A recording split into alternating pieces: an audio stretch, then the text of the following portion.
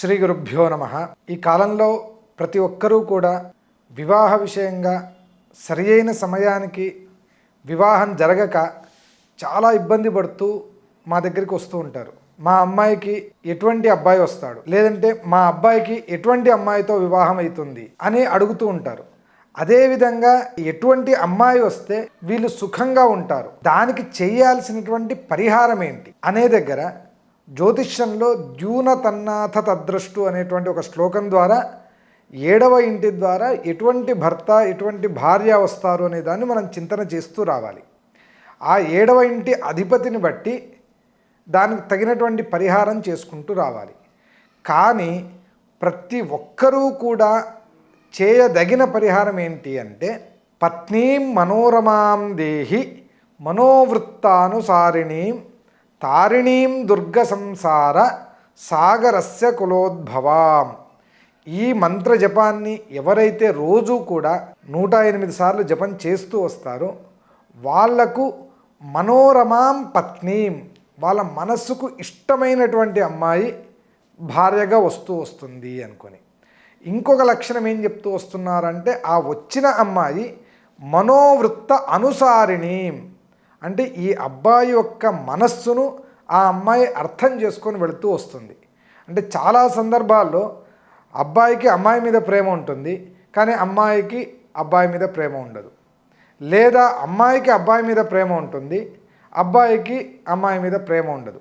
ఇటువంటి పరిస్థితి మీ ఇంట్లో ఉండకూడదు అన్నప్పుడు ఈ మంత్ర జపాన్ని మనం చేస్తూ వస్తే మన మనసుకు ఇష్టమైనటువంటి అమ్మాయి భార్యగా వస్తుంది. ఆ వచ్చిన అమ్మాయి మన మనస్సును అర్థం చేసుకొని వెళుతూ వస్తుంది. తర్వాత 3వ లక్షణం ఏం చెప్పినారు అంటే, తారిణీం దుర్గ సంసార సాగరస్య, అంటే ఈ సంసార సాగరాన్ని దాటేదానికి అన్ని విధాలుగా మనకు చేదోడు వాదోడుగా ఉంటుంది. అంటే ఈ సంసార సాగరాన్ని దాటేయడంలో ఏమేం సమస్యలు వస్తాయి అంటే, మొదటిగా పెళ్ళైన తర్వాత నెక్స్ట్ ఉద్భవించేటువంటి సమస్య ఏంటి అంటే సంతానం. వీళ్ళకి సంతానం అవుతుందా కాదా. ఇంకొక సమస్య ఏంటి అంటే అత్తామామలు. అంటే ఈ వచ్చినటువంటి అమ్మాయి అత్తామామలను తన సొంత తల్లిదండ్రులాగా చూస్తూ రావాలి. ఈ అమ్మాయికి సత్సంతానం కలగాలి. ఈ అమ్మాయిని చేసుకున్న తర్వాత ఇతని వంశంలో ధనవృద్ధి అనేది కలుగుతూ రావాలి. ఇవన్నీ రావాలి అన్నప్పుడు ఈ మంత్రజపం అక్కడేమి అంటే తారిణీం దుర్గ సంసార సాగరస్య అని చెప్తూ వస్తున్నారు. అదేవిధంగా 4వ లక్షణం ఏంటి అంటే కులోద్భవాం, అంటే మంచి వంశంలో పుట్టినటువంటి అమ్మాయి, లేదా మంచి క్యారెక్టర్ ఉన్నటువంటి అమ్మాయి. ఎందుకు అంటే పెళ్ళికి ముందు ఎవరితోనో ఇష్టపడింది, ఎవరినో ఇష్టపడింది, లేదంటే ఎవరితోనో తిరిగింది అనేటువంటి విషయాలు తెలిస్తే ఈ సంసారం అనేది సజావుగా సాగుతూ ఉండదు.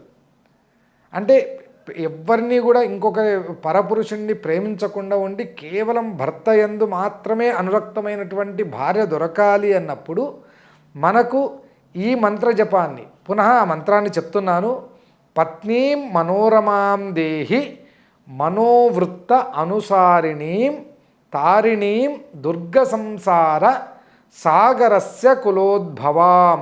ఈ మంత్రాన్ని ఎవరైతే రోజు 108 సార్లు లేదంటే ఒక 10,000 సార్లు ఈ మంత్రాన్ని జపం చేస్తారో వాళ్లకు అత్యంత యోగ్యురాలైనటువంటి అమ్మాయితో వివాహమయ్యి సుఖంగా సంతోషంగా వాళ్ళ జీవితాన్ని గడిపేదానికి సాధ్యమవుతుంది అనుకొని మనకు శాస్త్రం చెబుతూ ఉన్నది.